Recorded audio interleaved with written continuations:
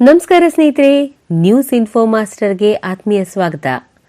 ಕರ್ನಾಟಕದಲ್ಲಿ ಎಲ್ಲಾ ಮಾದರಿಯ ಆಸ್ತಿಗಳನ್ನು ಸಂರಕ್ಷಣೆ ಮಾಡುವುದು ಹಾಗೆ ಆಸ್ತಿಗಳ ಮಾರಾಟ ಮತ್ತು ಖರೀದಿ ಪ್ರಕ್ರಿಯೆಯಲ್ಲಿ ಆಗುವಂತಹ ಲೋಪವನ್ನು ತಡೆಗಟ್ಟುವ ಉದ್ದೇಶದಿಂದಾಗಿ ರಾಜ್ಯ ಸರ್ಕಾರ ಈ ಖಾತೆಯನ್ನ ಎಲ್ಲರೂ ಮಾಡಿಸಿಕೊಳ್ಳಲೇಬೇಕು ಅನ್ನುವಂಥ ಸೂಚನೆಯನ್ನ ಹೊರಡಿಸಿದೆ. ಇದರ ಹಿಂದಿನ ಉದ್ದೇಶ ಮತ್ತೂ ಒಂದಿದೆ. ರಾಜ್ಯದಲ್ಲಿ ಎಲ್ಲಾ ಮಾದರಿಯ ಆಸ್ತಿಗಳನ್ನು ಈ ಖಾತಾ ಹಾಗೆ ಬಿ ಖಾತಾ ವ್ಯಾಪ್ತಿಗೆ ತರೋದ್ರಿಂದ ರಾಜ್ಯ ಸರ್ಕಾರದ ಆಸ್ತಿ ತೆರಿಗೆ ಸಂಗ್ರಹ ಹೆಚ್ಚಳ ಮಾಡಿಕೊಳ್ಳೋದು ಕೂಡ ಇದರ ಹಿಂದಿನ ಮುಖ್ಯವಾದ ಉದ್ದೇಶ. ಆದರೆ ರಾಜ್ಯ ಸರ್ಕಾರ ಈ ಖಾತಾ ಕೊಡುವಾಗ ಅಗತ್ಯ ಸಿದ್ಧತೆಗಳನ್ನು ಮಾಡಿಕೊಂಡಿಲ್ಲ ಅಂತ ಈಗಾಗಲೇ ಸಾಕಷ್ಟು ಆಸ್ತಿದಾರರು ಆರೋಪ ಮಾಡ್ತಾ ಇದ್ದಾರೆ. ಈ ಎಲ್ಲ ಗೋಜಲು ಗೊಂದಲಗಳಿಗೆ ತೆರೆ ಎಳೆಯೋದಕ್ಕೆ ಈಗ ಈ ಖಾತಾ ಅಭಿಯಾನವನ್ನು ಮಾಡಿ ಸರ್ಕಾರಿ ಕಚೇರಿಗಳಲ್ಲೇ ಆಸ್ತಿದಾರರಿಗೆ ಪರಿಹಾರ ಕೊಡಬೇಕು ಅಂತ ಸರ್ಕಾರ ಮುಂದಾಗಿದೆ. ನೀವು ಸರ್ಕಾರಿ ಕಚೇರಿಗೆ ಈ ಖಾತೆ ಮಾಡಿಸ್ಕೊಳ್ಳೋದಕ್ಕೆ ಹೋಗೋದಕ್ಕಿಂತ ಮುಂಚೆ ಪ್ರಮುಖ ದಾಖಲೆಗಳನ್ನು ತಗೊಂಡು ಹೋಗಿ ಈ ಖಾತೆಯನ್ನು ಮಾಡಿಸ್ಕೋಬಹುದು. ಈ ಖಾತೆ ಮಾಡಿಸ್ಕೊಳ್ಳೋದಕ್ಕೆ ಯಾವೆಲ್ಲ ದಾಖಲೆಗಳನ್ನು ಅಗತ್ಯವಾಗಿ ತಗೊಂಡು ಹೋಗಲೇಬೇಕು ಅಂತ ಒಂದು ಉಪಯುಕ್ತ ಮಾಹಿತಿಯನ್ನು ಈ ವಿಡಿಯೋದಲ್ಲಿ ನಿಮಗೋಸ್ಕರ ತಿಳಿಸ್ಕೊಡ್ತಾ ಇದ್ದೀವಿ.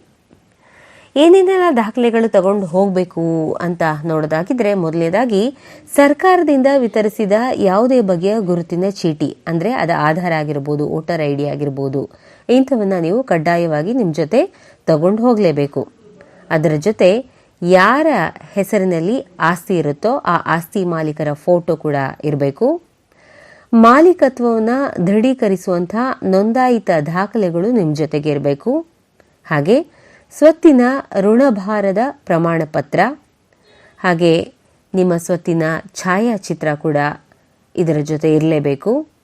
ಈಗಾಗಲೇ ಆಸ್ತಿ ತೆರಿಗೆ ಪಾವತಿಸಿದ್ರೆ ಅದರ ಒಂದು ಪಾವತಿ ರಶೀದಿ ಕೂಡ ಬೇಕಾಗುತ್ತೆ. ಇದು ಕೂಡ ಇಂಪಾರ್ಟೆಂಟ್. ಸೊ ಸ್ನೇಹಿತರೆ, ಈ ಅಗತ್ಯ ದಾಖಲೆಗಳ ಜೊತೆಗೆ ಸಂಬಂಧಪಟ್ಟಂತಹ ನಗರ ಸ್ಥಳೀಯ ಸಂಸ್ಥೆಗಳಿಗೆ ಭೇಟಿ ಕೊಟ್ಟು ಈ ಖಾತೆ ದಾಖಲೆಗಳನ್ನು ನೀವು ಮಾಡಿಸ್ಕೊಳ್ಬಹುದು. ಈಗಾಗಲೇ ನಿಮ್ಮ ಹತ್ತಿರ ಇರುವಂತಹ ಕೈಬರಹ ಖಾತೆಗೆ ಈ ಖಾತಾವನ್ನು ಕೂಡ ನೀವು ಪಡ್ಕೊಳ್ಬಹುದು ಅಂತ ಸರ್ಕಾರ ಈಗಾಗಲೇ ಹೇಳಿದೆ.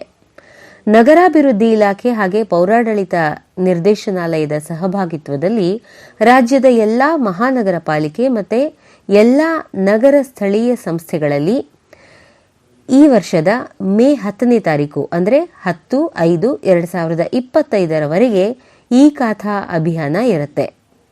ನಮ್ಮ ನ್ಯೂಸ್ ಇನ್ಫೋ ಮಾಸ್ಟರ್ ಕನ್ನಡ ವಾಹಿನಿಯ ವೀಕ್ಷಕರು ಇದರ ಲಾಭವನ್ನು ಆದಷ್ಟು ಬೇಗ ಪಡ್ಕೊಳ್ಳಿ.